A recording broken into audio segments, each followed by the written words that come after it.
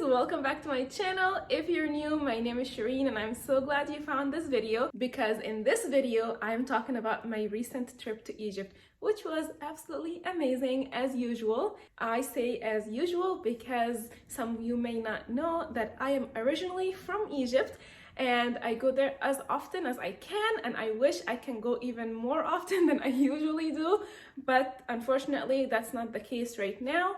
So far, I try to make it to Egypt every 2 years. I want to make it every year. I want to make it every 6 months because I love it.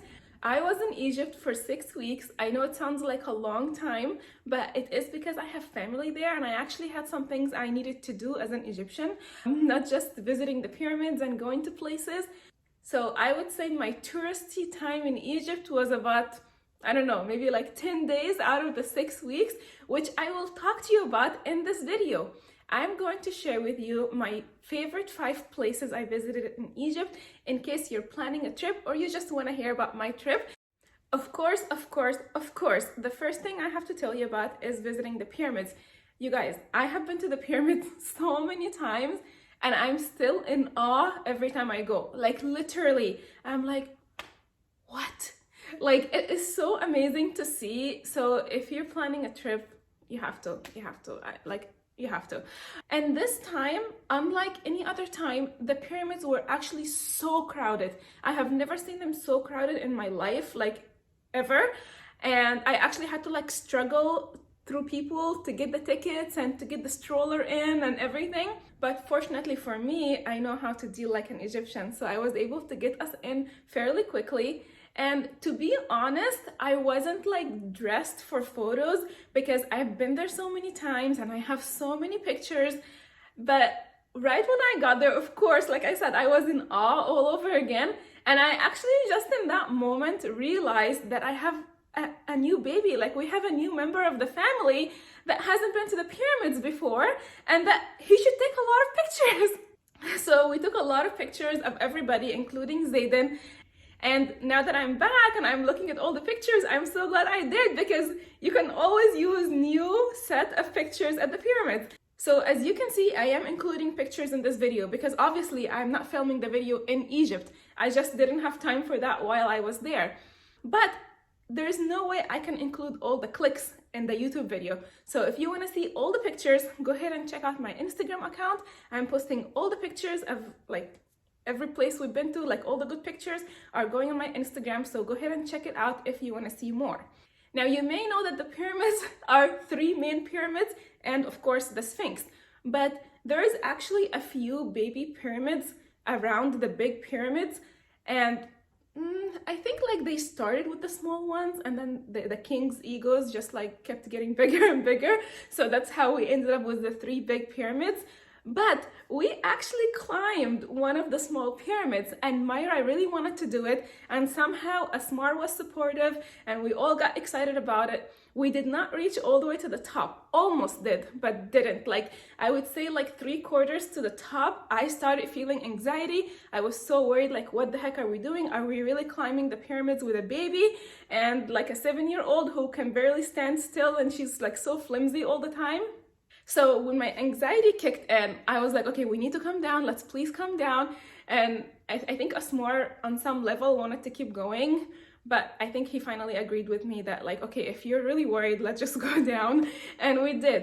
But it was an amazing day and it was so nice. The weather was great. It did rain just like a teeny bit. We did go late December, but I would say it was still like a great day weather-wise. My second favorite place that we visited in Egypt, and again, it was not my first time visiting there, but that's how much I loved it and I wanted to go back. It's a place full of ancient churches and I absolutely love this. And I think it's really underrated in Egypt because Egypt is known to be as an Islamic country. And I think the identity of churches are not, how do I say this without being wrong?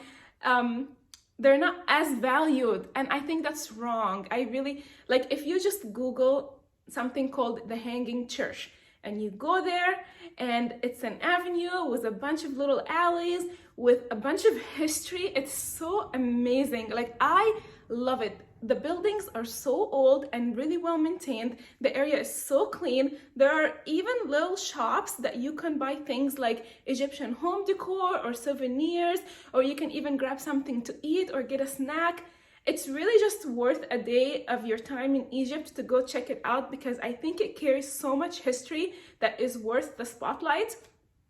This was my second time visiting the Hanging Church and the surrounding area, and I had no regrets.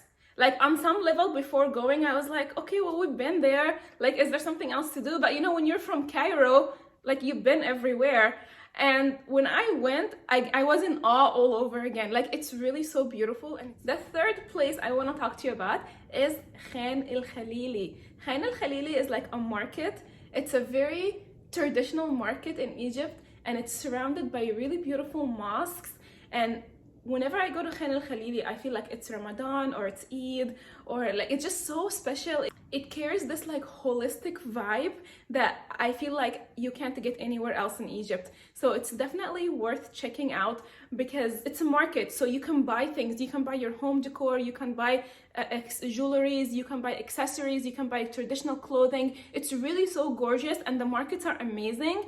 And I always end up not buying anything because I feel like I have so much of everything already, so I try to be mindful of that.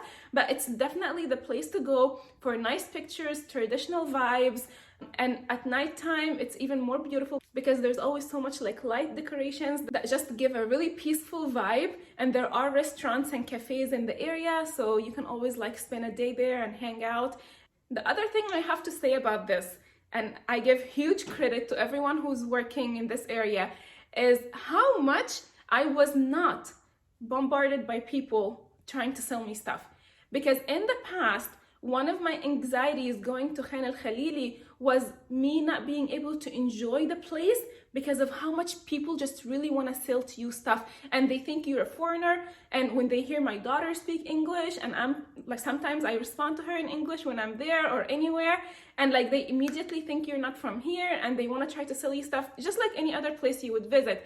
And the thing about Khan el-Khalili is all the streets or the alleys are so narrow, so you're walking and there's like a shop here and a shop here, and if it's just a little bit crowded with the people trying to sell you stuff, it ends up being like really annoying and not a very pleasant experience, to be honest.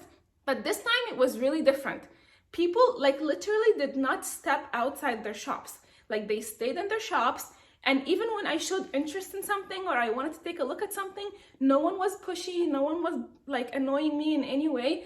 And I really think it has to do with new laws that are coming out to be mindful of the tourist experience. Like, don't annoy people, like let them have the experience. So I really did notice a huge difference in this area this time. Even at the pyramids, it was a lot better than it usually is.